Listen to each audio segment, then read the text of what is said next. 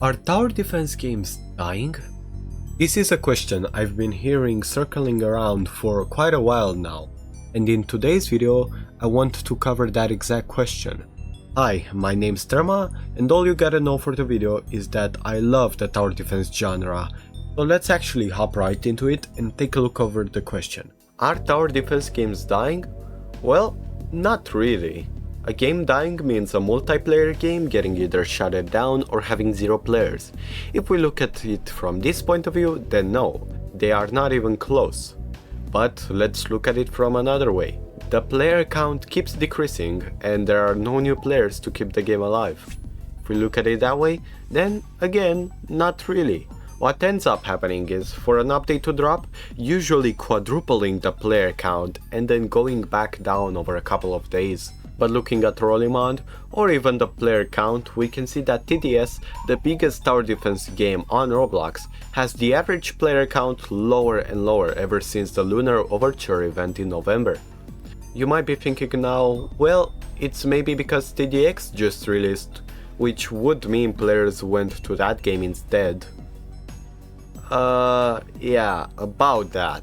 Now you know, this drop in player count could be for many reasons, but strangely enough, looking at both of the game's history, they've both been getting regular updates. Even TDS, which is famous for its one update a year. This means that while no, the games aren't dying, the player count seems to be going down. Well, let's switch up the question and ask, why are they losing players? For that answer, let's look at one of the most important things when creating a game, replayability. This term is used to show what makes a player come back to the game. It usually revolves around two main aspects, fun and progression. PvP games are a perfect example, being very fun to play and having progression in ways such as the player getting other weapons and learning how to use said weapons. Team Fortress 2 is a perfect showcase of this, requiring hours on top of hours to get good at one of the 9 playable classes. I've played Demoman for over 2,500 hours, or more specifically, 107 days, 10 hours, 18 minutes and 38 seconds. Whilst being hella fun when you do so. Not to mention all the unlockable weapons, which some can completely change up the playstyle. However, most of my Demoman playtime was actually spent playing Demo Knight, which forgoes the sticky bomb launcher for a sword and shield. It might as well be a completely different class. But what about simulators? Your average simulator is pretty limited in the fun factor, mostly just repeating a process over and over again for some better gear.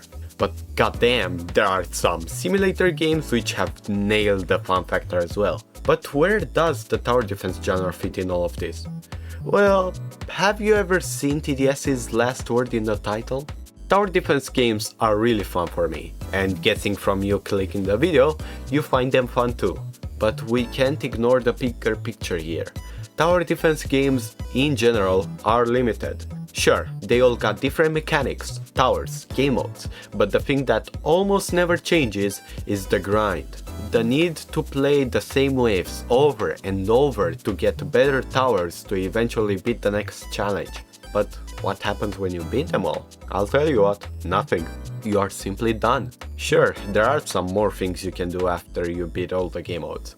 Own all the towers, get the skins, do the battle pass, prepare for upcoming updates. But a casual player won't do that. I would know, cause not even I got them all. I'm missing the warship on TDX and the gem towers on TDS. I don't care that much about new towers nor new skins because, well, they don't help me. I finished all the game had to offer theoretically, and I already have all the towers I need in case I have to beat the game modes again. The only reason I have all the skins on the TDX Christmas event is because the game mode was genuinely fun. More fun than expert, that's for sure.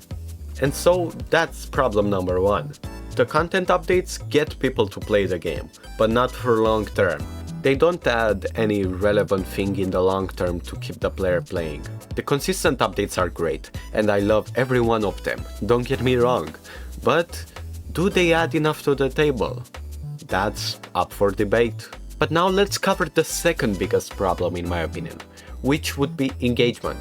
No, I do not mean directly in between the game and the player, but I mean the game through YouTube to players. I believe this was never thought to be a problem, but I think it still is. Let me ask you another question, and if you want to, feel free to pause and answer it in the comments before playing the next part.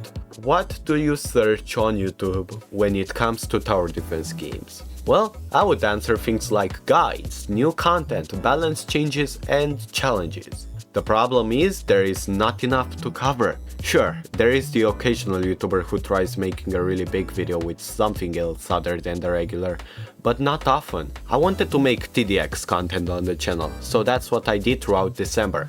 The problem, however, was that there is nothing to make me stand out from what the others provide.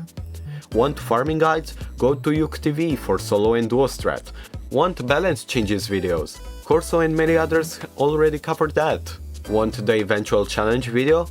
Well, while Propellers and many others have this section covered, I believe actually this is where you'd want to go if you'd like to make videos on tower defense games. But other than that, there is no space for me or other YouTubers to fit in, because there is not enough space to begin with. Meaning your usual viewer also may not have that many things to look at before they essentially saw it all. And that is not good. The only video type you'd watch multiple videos of is challenges. For balance changes, updates, and strategies, you usually care only about the newest thing on the shelf. I've managed to get into contact with some people in the community to ask them their thoughts, but before showing what they think, consider commenting below how you would change tower defense games. It could make for a few unique ideas. But back to the guests, let's welcome in Winters and Propellers. So I managed to ask them 3 questions and surprisingly they actually answered. And I want to go through all of them and show you what they've said. The first question is, what do you think of the player count going down? Winters has said, I think it's normal for player counts to slowly dwindle as you're not really supposed to play one game for the rest of your life. That is called insanity. I think it's just important that the game is friendly to newcomers, so when new players join the game they aren't immediately turned away, because to play you need a specific loadout like a bunch of towers to beat the easiest mode in TDS. Propeller said, I don't think it's too alarming. TDS is still easily reaching 10k players with no major updates in a little bit. TDX is lower, averaging around 3k players, but that's also after the game went a while without major updates. The recent patch a couple days ago introducing a new tower picked a 13k, which is pretty solid. Even aside from that, this is something that TDS has gone through before, and TDX probably will as well. There was a big trend last year with a bunch of people talking about if TDS was dying, as we went through like all of spring and summer with no major updates, and the player count was low.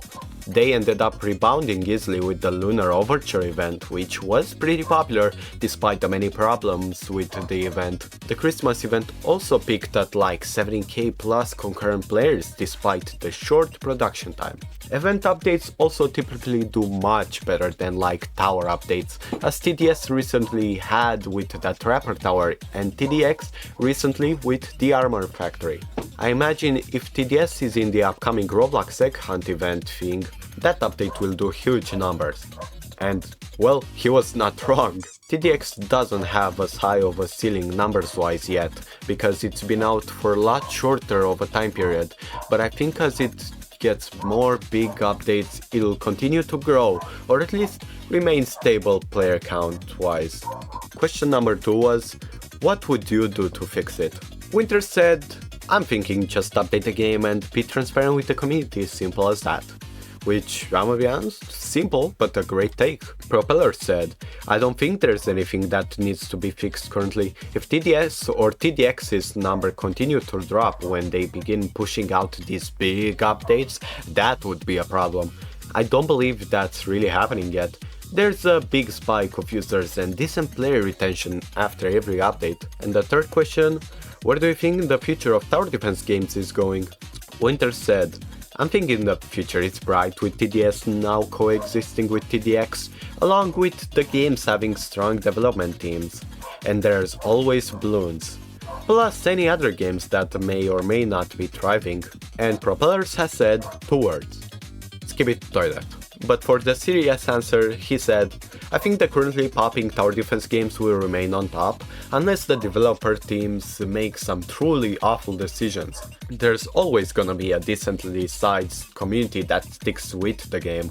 Some really nice answer, and I'm curious to see in the comments what you think about the topic. But now, what do I suggest to make things better? Well, for that I want to introduce to you one of my childhood games, way before I ever found Roblox.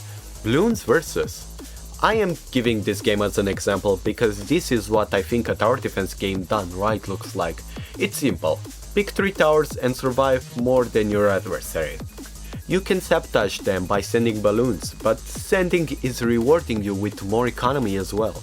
There are no good or bad towers. The default tower is really good for early game and can be spammed. Others are used for endgame. Whilst every game has the same wave structure, matches feel unique from the towers you're using to the plays you and your opponent do throughout the match. At first, you don't got all tower levels unlocked, so that new players can get a hang of all the levels.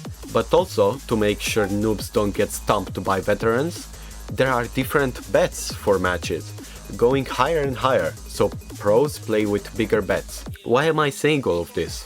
Well, it's because tower battles went for the versus format, but there are a lot of problems with tower battles on its own, which I have some listed here if you wanna pause and look. But a well-made versus game mode on a Roblox tower defense game can improve the genre drastically and offer more space for content creators. Zigzag Power, a Bloons Versus YouTuber, uploads different loadouts every time on the game and shows some modifiers too, such as random towers. I think that the first tower defense game to do the versus game mode and do it well will become the best tower defense game there is on Roblox.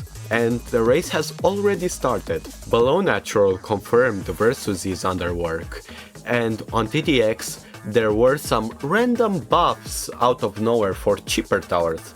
It's just a theory, a game theory, but for co-op it makes no sense. But in a versus perspective, it does. They are buffing weaker towers to make them just like the Dart Monkey, spammable and good for early game. And that, I think, is the future of tower defense games. If you've enjoyed the video, consider subscribing. It helps out the channel drastically and allows me to create even more videos that I'm sure you'll enjoy. If you want to see another video of me covering tower defense games, you have the one on the top, and YouTube thinks you actually might enjoy the one on the bottom more. So how about we test that theory as well? Shall we?